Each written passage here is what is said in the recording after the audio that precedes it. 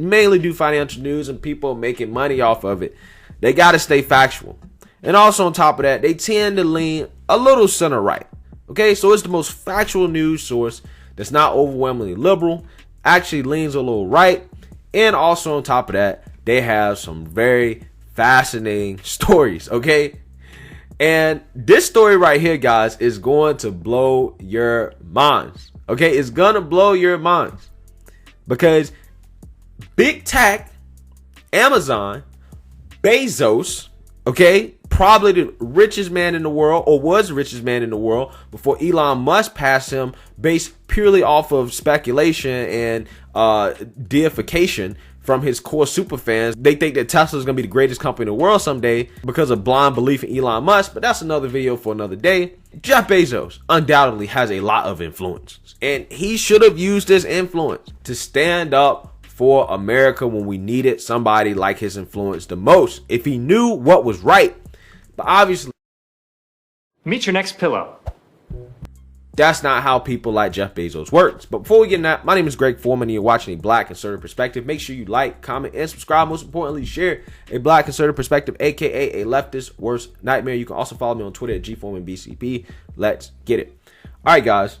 Amazon seeks to postpone Alabama unionization vote. Tech company pushes for in-person union ballot in place of mail-in option allowed due to pandemic. Now, guys, this headline is absolutely fascinating, okay? We're talking about an Alabama unionization vote and a tech company that's pushing in-person ballots over mail-in ballots in order to keep their workers from unionizing. Oh, man. So there's a lot of different things to break down with this, which is why I absolutely love this story. So Amazon is seeking to postpone a unionization vote at a warehouse in Alabama and is asking federal labor authorities to reconsider a decision to allow mail-in voting due to the pandemic. I wonder why. The company Thursday filed an appeal to a decision by the National Labor Relations Board, which is allowing a mail-in process due to COVID-19 risks instead of the in-person elections that are typical in such unionization votes. All right, guys, so I have not talked much about my opinion on unions, and that's why I like this story so much, because I get to talk about something a little different.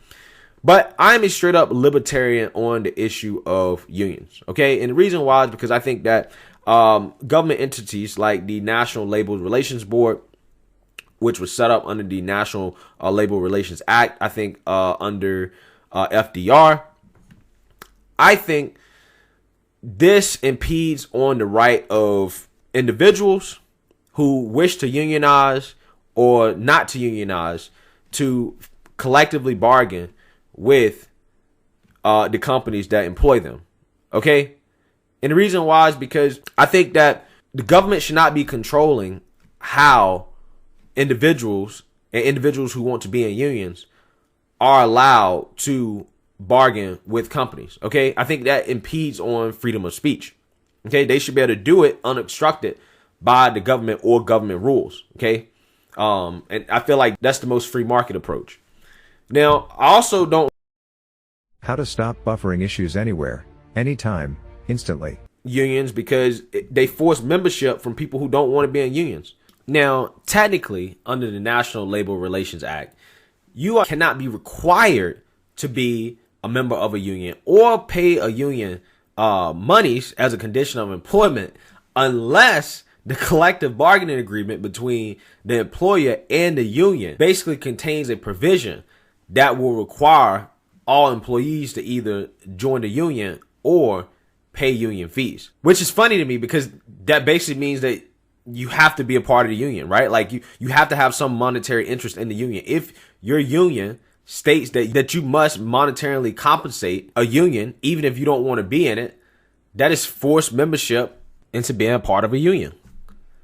Okay, like that to me, I just think impedes on people's rights and freedoms in terms of how they want to be represented to their employers, right? It impedes on that ability to freely negotiate even at an individual level. Okay, like you should not be forced to pay to be in a union if you don't want to be in a union, right? So I think that's also a part of the reason why I'm not necessarily for entities like the National Labor Relations Board controlling these things.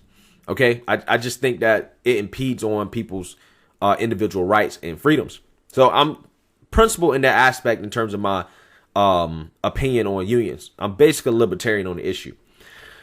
The ballots are set to be mailed in to about 6,000 workers associated with its Bessemer, Alabama facility on February 8th. In its petition, Amazon said the board's decision was flawed in part because it had not adequately defined an outbreak, among other objections.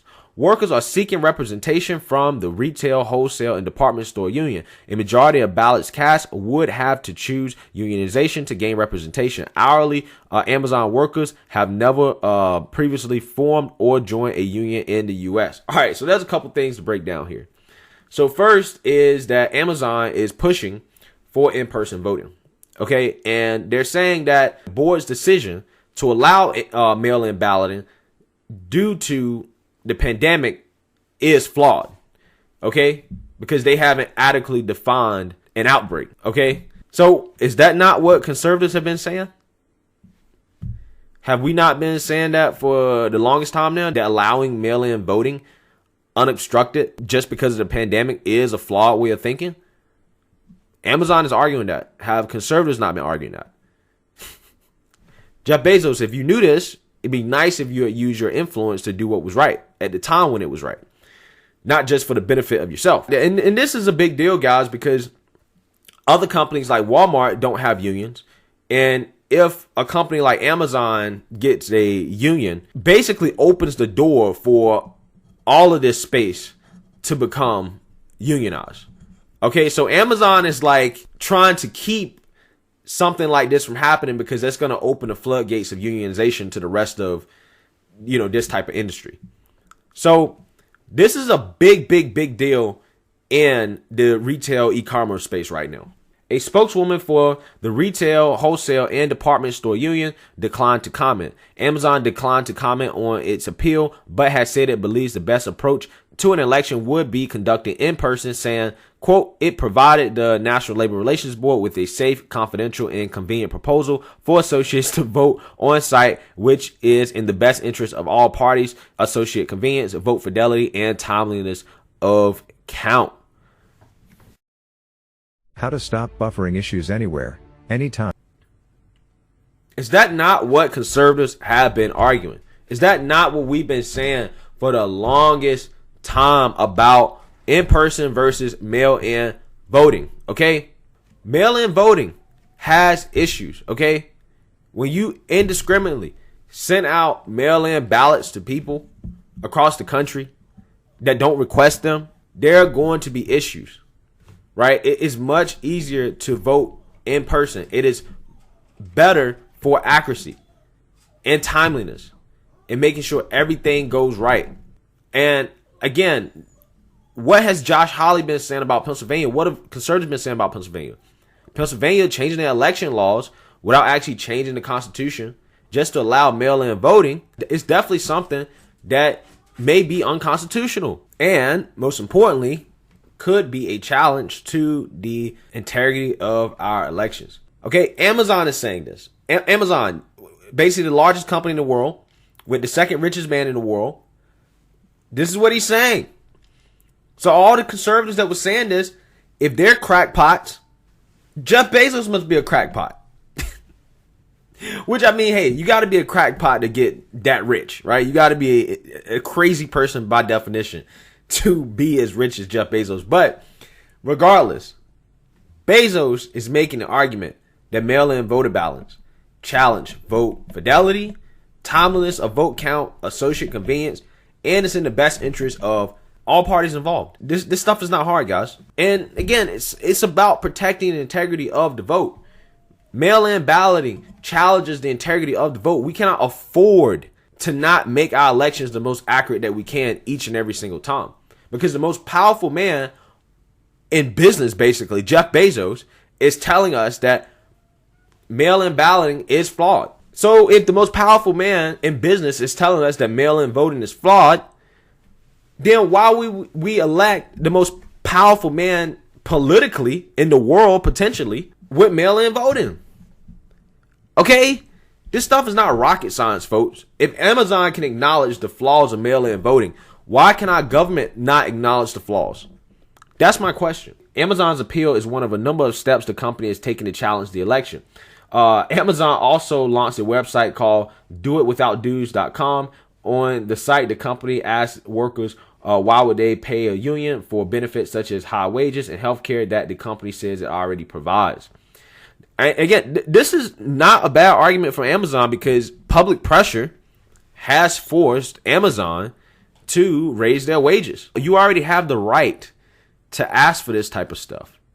Organizers are fighting for better working conditions. They have said a union would give workers more leverage in any disputes with the company and allow them to collectively bargain over safety standards, training, breaks, pay, and other benefits. Workers at the warehouse in December received approval to hold the union vote, making it the first such election since 2014. At Amazon, Bessemer workers in November filed a notice with the NLRB to hold a union election. Again, this just comes against my libertarian principles here on this issue. It's like, why is it that workers must file permission to form a union? Like, if they want to form a union, they should just be able to form a union unobstructed. Again, I just think, why you have to go through the government to form a union? How to stop buffering issues anywhere, anytime.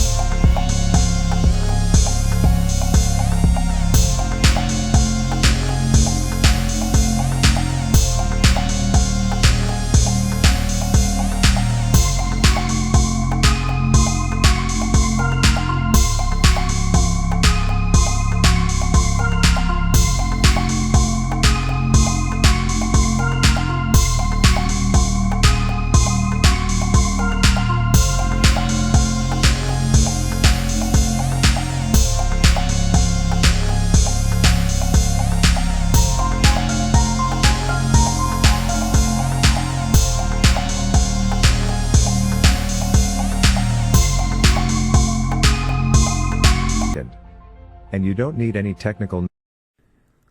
Which is funny to me because, you know, people try to say Republicans are anti-union because they're against this type of government program. But it seems to me this government program really is an impediment on people's right to unionize in the first place, because you have to go through a process where you have to ask permission. That to me is pretty silly. The union vote is emerging as one of a number of labor battles for Amazon, the nation's second largest employer with more than 800,000 employees in the U.S., the majority of whom work at warehouse and delivery facilities. While none of its hourly U.S. Employees have union representation, it is common for the company across Europe.